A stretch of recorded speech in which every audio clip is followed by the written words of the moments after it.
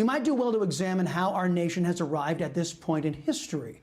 On the Chris Salcedo radio shows and through your emails here to Newsmax TV, the message I'm hearing is the same. I can't believe what is happening in my country. Common sense, patriotic Americans are seeing things in our country they never thought possible, whether it's draconian and unscientific lockdowns, a Congress that wastes our taxpayer dollars with all the intelligence and care of a 3-year-old, whether it's the same Congress that uses our resources to conduct vacuous and sacrilegious prayers insulting the world's faith communities. While in the same breath, those same leftists attack the very foundations of human society by banning the words father, mother, sister, and brother from our government's lexicon. Whether it's having to endure a year that saw Marxists and Black Lives Matter and Antifa burning, looting, beating, and killing their way through American streets with the blessings of the Socialist Democrats and their agents in the press. Whether it's turning a blind eye to the attacks perpetrated on our nation and the world by Communist China, there is no doubt under the banner of liberalism and the Democrat Socialist Party, anti-Americanism is on the march in America. Patriots are frustrated, angry, and pleading for help from a Republican Party that, absent Donald Trump and a few stalwarts, are unwilling to lift a finger to stop this unrelenting onslaught. The only thing necessary for evil to triumph is for good people to do nothing. That's the reality check in tonight's preamble. Two of the poster children for completely caving in and selling out their voters to left-wing extremists are some head honchos in Georgia, Governor Brian Kemp and Secretary of State Brad Raffensperger. Let's take on Raffensperger first. This is the guy who recorded a conversation with President Trump and then released that private conversation to the dishonest press. This weasel's actions, not only as it pertains to the president, but also as it pertains to his job, have come under fire from guys like Senator David Perdue, who has called for Raffensperger to resign due to his incompetence. According to Georgia's Secretary of State, his being called out as being a complete boob led to death threats against his wife. Senator Perdue still owes my wife an apology for all the death threats she got after he asked for my resignation. And I've not heard one peep from that man since. And he wants to call me face-to-face, man-to-man. I'll talk to him off the record, but he hasn't done that. Okay. First, Raffensperger says he'd talk to the senator off the record. You know that means so much from a guy who just leaked a private conversation with the President of the United States to the press. In my opinion, nobody in government or in the public can ever trust Raffensperger again. Secondly, the idea that Raffensperger's wife getting death threats, which is unfortunate, has anything to do with his being called out for his lackluster performance is absurd on its face, and Senator Perdue has said as much.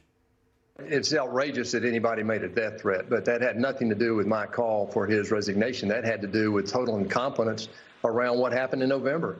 Look, we had a Secretary of State that acquiesced to Democratic demands. We entered into a consent decree without any lawsuit.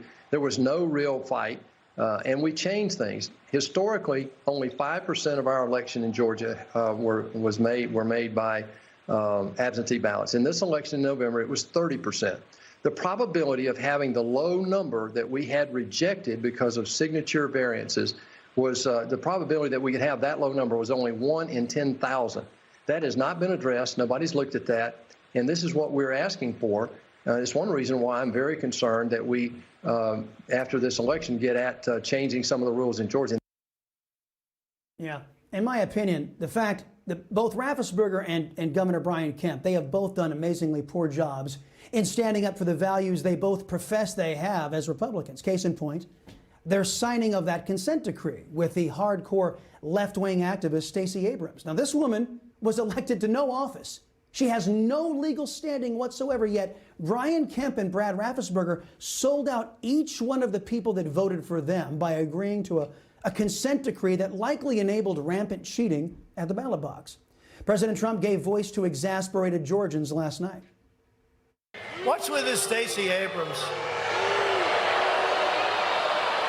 You know, your governor and your Secretary of State, they're petrified of Stacey Abrams. What's that all about? Did you see this consent decree they signed?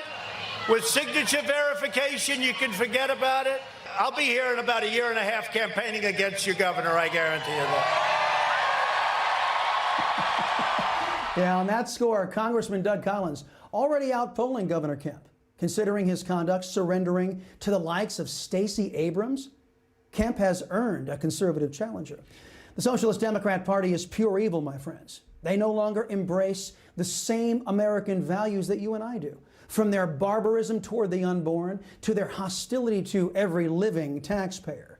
The Democrats' totalitarian government-centered vision serves to rob Americans of our freedoms, liberty, and prosperity. Now, thus far, 12 Republican senators and 140 House Republicans have pledged to stand tomorrow and try to stop socialism's return to the White House, courtesy of an election plagued by lawlessness.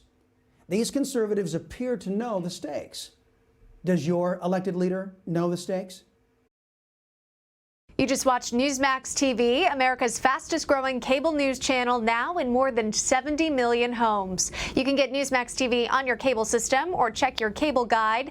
And if your system doesn't carry Newsmax, call them, tell them you want Newsmax TV, because we're real news for real people.